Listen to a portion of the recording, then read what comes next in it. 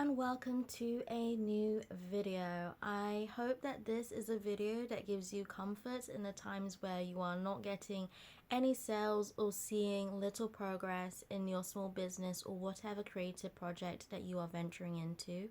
These are 6 tips that I found that have helped me to stay motivated and productive in these times. So let's get into it.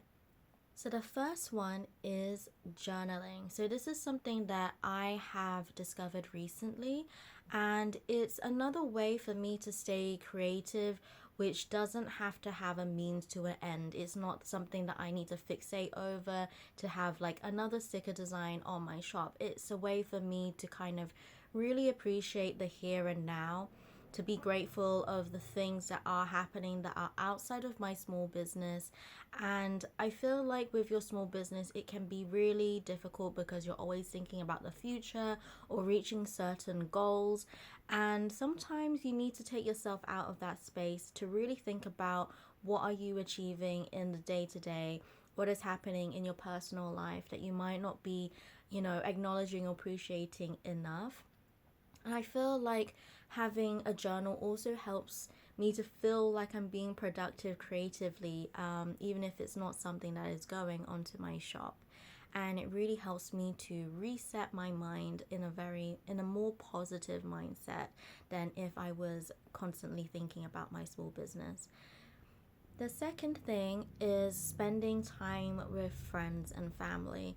Now, this was something that I really struggled with in the beginning of my business because I knew what I wanted with my business. I knew what I needed to do. I was excited. I had so much inspiration for all these designs, and it was like go, go, go.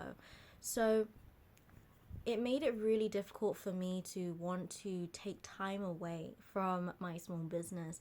But now that I'm a few months into my small business, having had the initial spark of inspiration and now having opened my shop for 4 months, I have really treasured the time of spending time with friends and family and my boyfriend. It allows me to get inspiration outside of fixating on whatever designs that I'm wanting. And sometimes you'd be going out and about and you see something that catches your eye, and it gives you an inspiration for something else.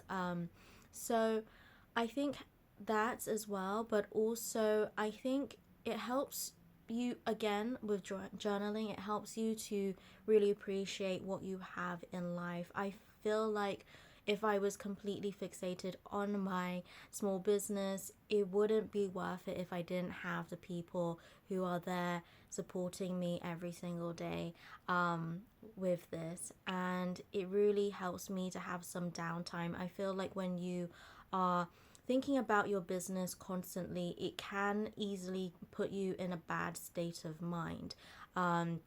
Because it becomes an obsession.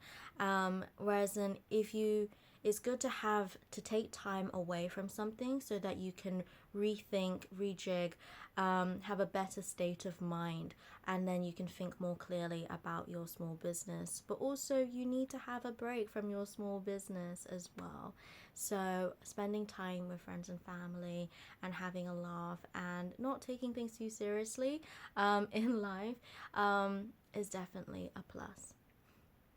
So the third tip is to have quarterly goals.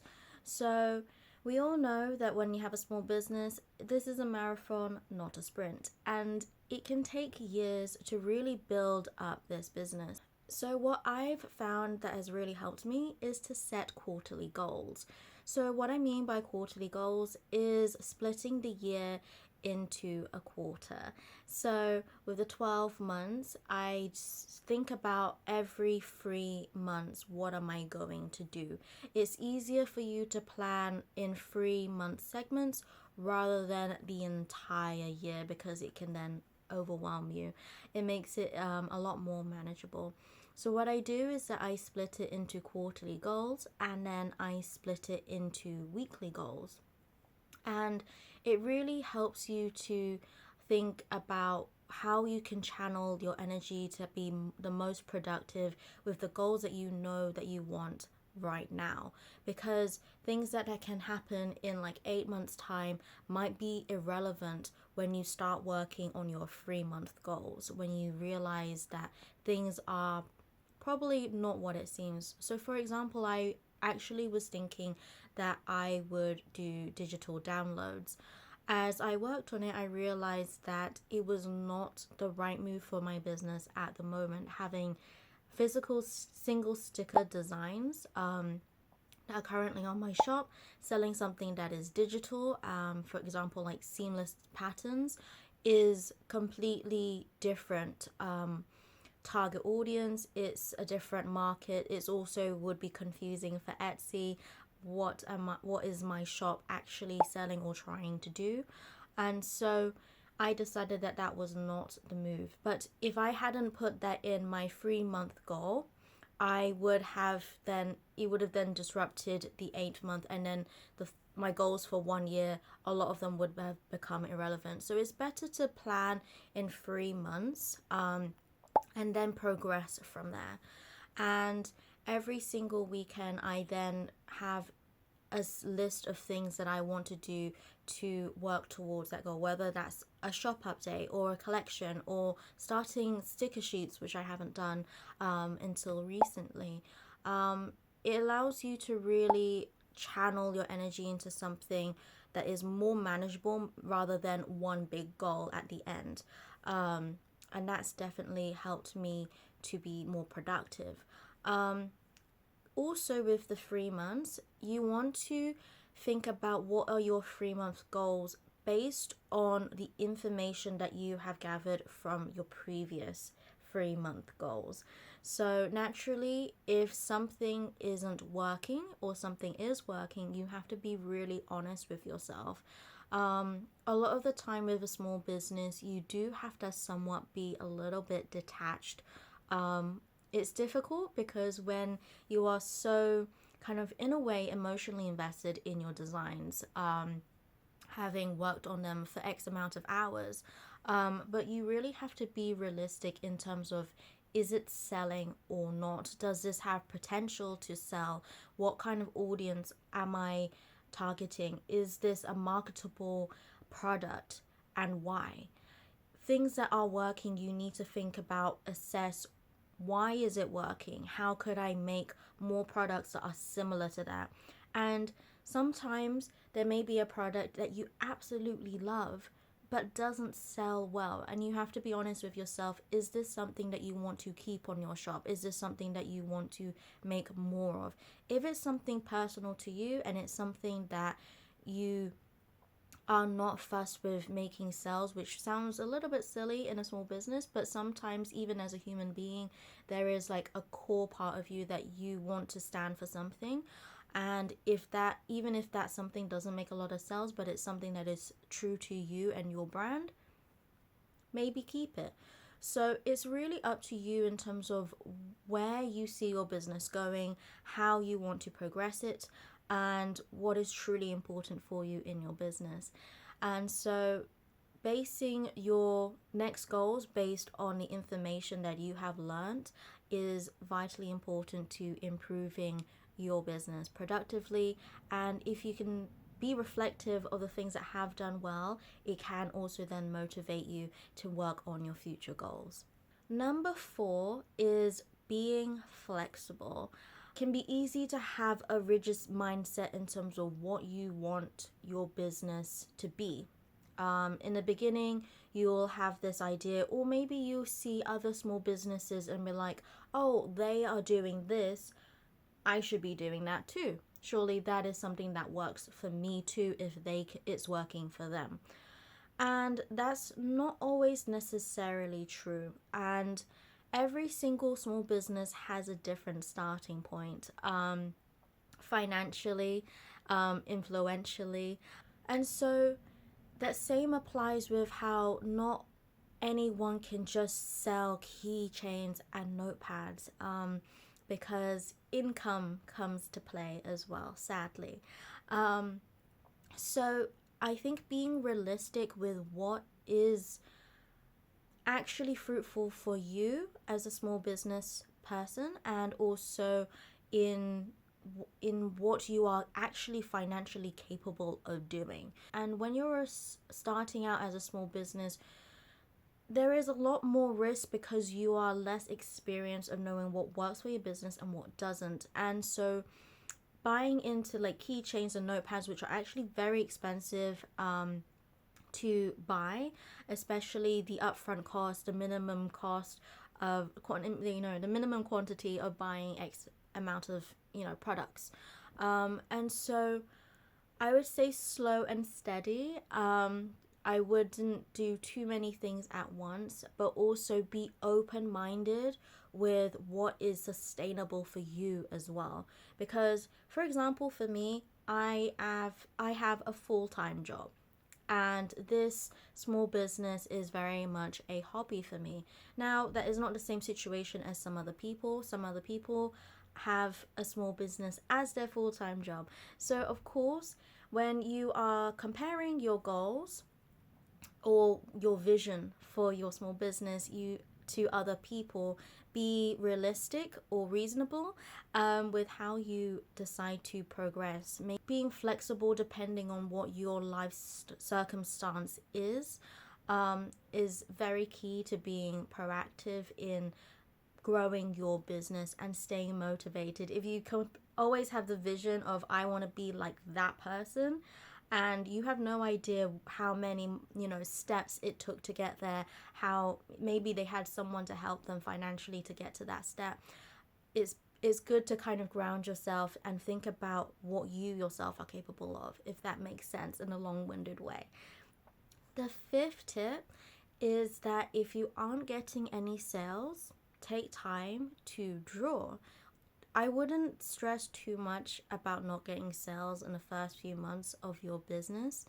As like I said, it's a marathon, not a sprint. So I would say that really take this time to draw, be creative, try different things, because this is the best opportunity to do it.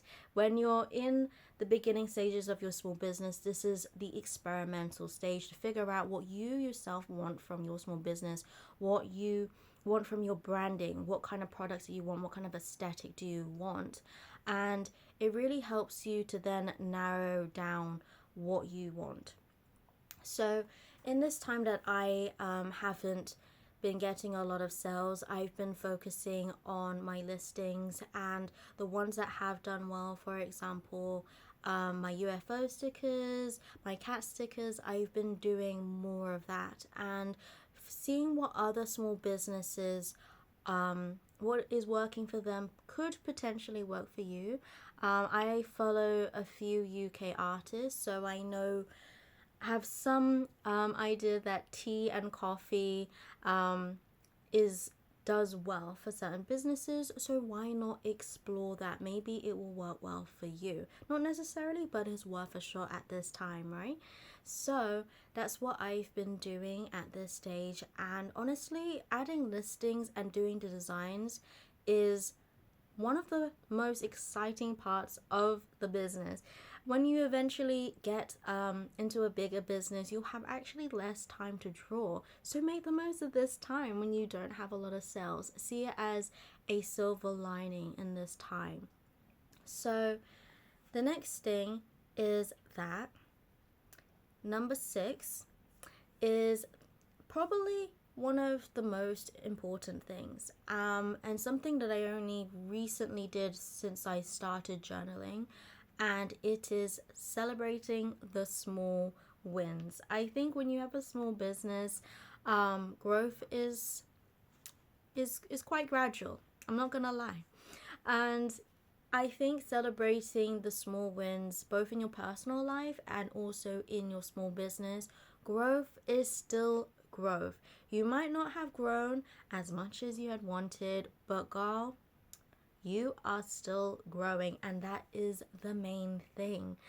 And I think I especially have to keep reminding myself that failure is not that,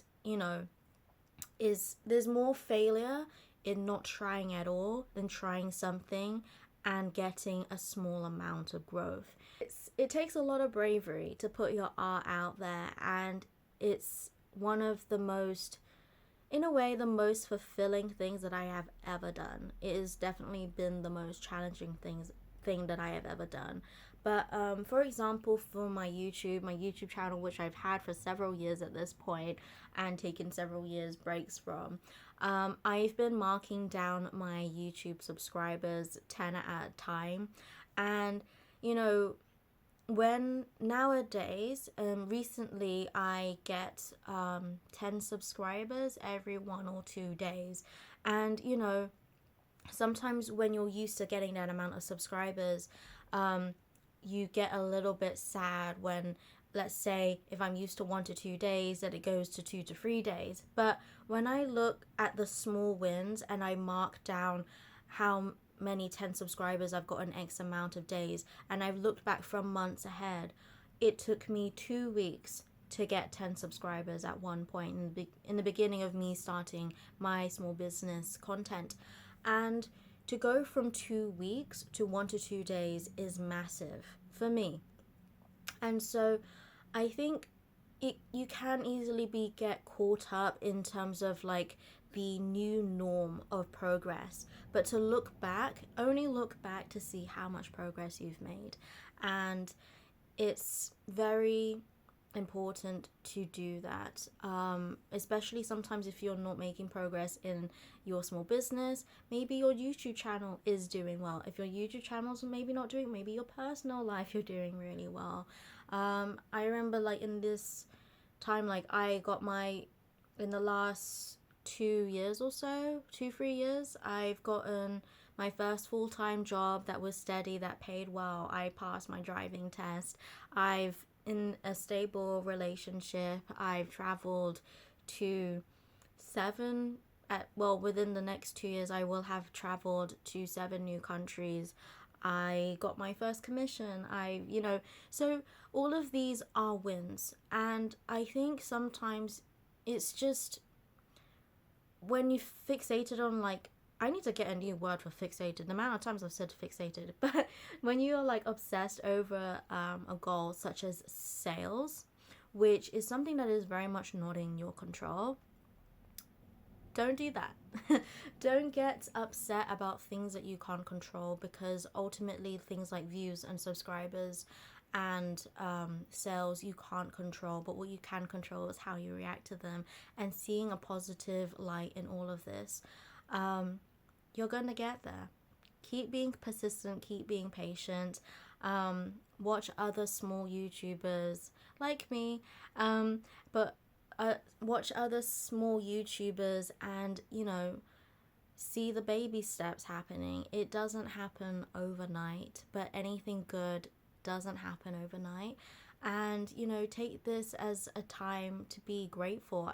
Not a lot of people can be a small business and have the bravery to do it. And you're doing it. We are doing it, and we're on our way. Whether it happens, in a year's time, 2 years' time, 3 years' time, if you stay consistent, you're bound to find the right people within a matter of time, the right people that are going to love your content. Keep wanting to learn and improve and grow, whether, you as a creator, illustrator, you as a business person. So yes. Anyways, that is the end of this video. I hope that you've enjoyed. If you can think of any other tips that I haven't mentioned in this video, then feel free to pop them in the comments down below. If you have any video suggestions that are like talking videos, then let me know in the comments as well. I'm going to try and balance vlogs and talking videos, because especially in this time where maybe I'm not going to be doing enough content to show as a vlog, there may be some tips and advice that would be worthwhile as a talking video.